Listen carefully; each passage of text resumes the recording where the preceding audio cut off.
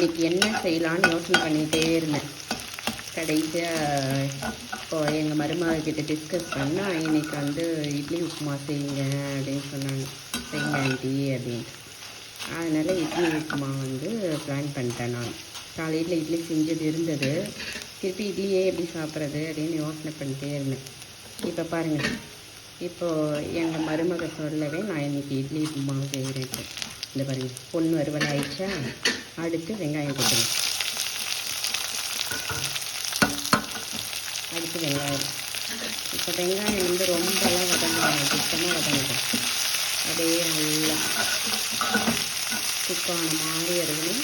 கொஞ்சம் இந்த வாயில் நறுக்கி மாத்திர மாதிரியே இருக்கணும். இப்போ வெங்காயம், அதுக்கு அடுத்து உப்பு. உப்பு அவங்களுக்கு எவ்வளோ சாப்பிடுவீங்களோ அதுக்கு தகுந்த மாதிரி, ஆனால் லைட்டாக போடுங்க.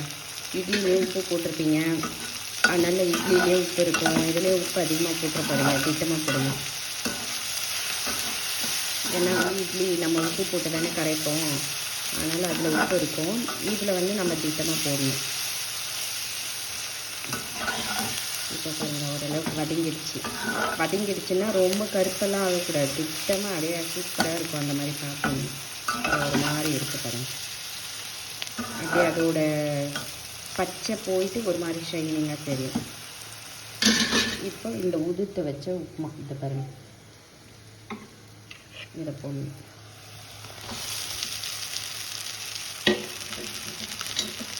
வேறு எதுவும் கலர்லாம் போடாதீங்க, மஞ்சள் தூள் அது இது எதுவும் போடாதீங்க. அப்படியே பண்ணுங்க.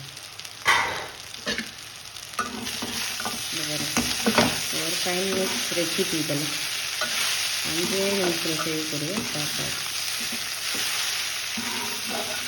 நான் ஒரு சில டைம் இட்லி வந்து கொஞ்சம் பூவாட்ட இருந்துச்சுன்னா விட்டுருவேன். கொஞ்சம் ஏதாவது ஹார்டாக அந்த மாதிரி எல்லாம் ஆயிடுச்சுன்னா கூட இட்லி உப்புமா செஞ்சிருவேன். இது பாருங்கள், உங்களுக்கு வந்து எந்த பதத்தில் வேணுமோ அந்த பதத்தில் பண்ணிங்க. ஒரு சிலர் வந்து நல்லா மொறுன்னு வர மாதிரி வேணும் அப்படின்னு நினைப்பாங்க. அந்த மாதிரி இருக்கவங்க மொறுன்னு செய்யணும். ஒரு சிலர் சாஃப்டாக இருக்கணும் அப்படின்னு நினைப்பீங்க, அவங்க வந்து சாஃப்டாக பண்ணுங்க. கொஞ்சம் வயசானவங்க பல்லெல்லாம் கடிக்க முடியாதுன்றவங்க கடலைப்பருப்பு உளுத்தம்பருப்பு கம்மி பண்ணிடுங்க.